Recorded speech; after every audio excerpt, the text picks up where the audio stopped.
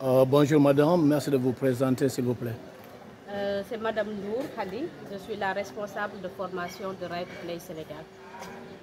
Présente ici au Cap Skirring depuis 3 jours, à quel sujet? Alors, l'objectif de notre tournée ici à Oussouye est bien évidemment la mise en place d'une stratégie d'engagement commun avec tous les acteurs, que ce soit les médias, que ce soit le mouvement associatif, que ce soit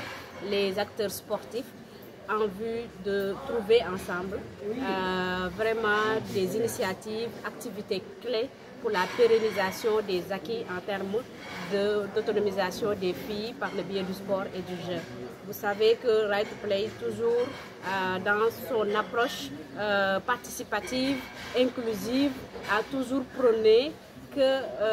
en tout cas, les initiatives locales pouvaient constituer un socle de développement et aussi un catalyseur pour pouvoir réussir l'objectif que nous sommes tous fixés, à savoir l'éducation, la protection et l'autonomisation des filles. C'est en ce sens que cette rencontre est très importante parce que ça résume toutes les activités, en tout cas, ou bien toutes les initiatives que Right to Play a entrepris au niveau de Oussouye depuis son intervention avec le projet RECAPG en 2021. Donc nous avons essayé pendant ces 3 jours de pouvoir renforcer un peu les capacités, revenir encore une plus davantage sur les droits humains et plus précisément les droits de l'enfant en pensant par la lutte contre les violences basées sur le genre. Nous sommes aussi revenus sur la masculinité positive qui est maintenant une notion que les communautés comprennent bien, où les hommes sont les ambassadeurs d'égalité et d'équité dans les maisons, dans les familles et au niveau des instances de décision, que les hommes reconnaissent vraiment le droit et le leadership féminin des femmes. Nous sommes revenus un peu aussi sur le jeu et l'importance du jeu, c'est le développement des enfants en termes émotionnels, en termes sociaux, en termes psychologiques, mais aussi en termes physiques et en termes sanitaires. Donc, ceci est aussi accompagné des actions pratiques telles que le développement d'une feuille de route, le développement d'élaboration en fait, de messages clés et surtout d'identification aussi des événements cruciaux au niveau nationaux, au niveau régionaux et local qui pourraient permettre toujours aux filles de se développer à travers leur participation pour faire valoir leurs droits et s'exprimer librement. Voilà. D'une manière générale, l'appréciation que vous faites par rapport à l'animation, surtout les différents participants, relativement donc à ça. Oui, donc c'est une satisfaction générale et nous profitons vraiment de l'occasion pour encore une fois remercier très profondément nos partenaires comme les CEDEPS qui ont vraiment, le CEDEPS de Ziguinchor qui a coordonné l'activité et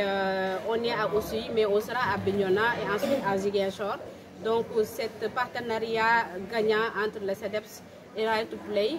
je pense qu'on ne va plus le démontrer et on leur remercie de leur engagement à toujours accompagner les initiatives de Right to Play. Et aussi, nous sommes accompagnés des chefs de services régionaux et départementaux des sports qui sont les facilitateurs aussi de cette activité. Et par rapport aussi à la participation vraiment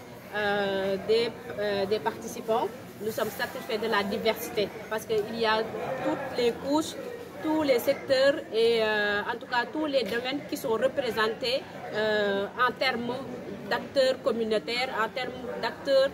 régionaux qui travaillent pour le leadership féminin, pour la protection de l'enfance en général. Donc nous tirons une très grande satisfaction à travers les exercices pratiques aussi. On a eu vraiment des retours et des feedbacks et des recommandations qui, je suis sûre qu'à long terme, même si Right to Play ou bien le projet va finir, cette feuille de route en tout cas et ces recommandations, ces acteurs-là pourront continuer en tout cas à les pérenniser parce que Right to Play aussi est dans une démarche de conduire les acteurs communautaires pour la viabilité et la durabilité du projet. Le projet prendra à terme en 2026, mais nous sommes sûrs que nous avons préparé un ensemble d'acteurs et nous sommes sûrs que ces participants qui sont là et ses acteurs dans différents secteurs, services techniques, mouvements associatifs, mouvements jeunesse, mouvements sportifs, seront en tout cas outillés et armés pour pérenniser et pour continuer le combat. Ok.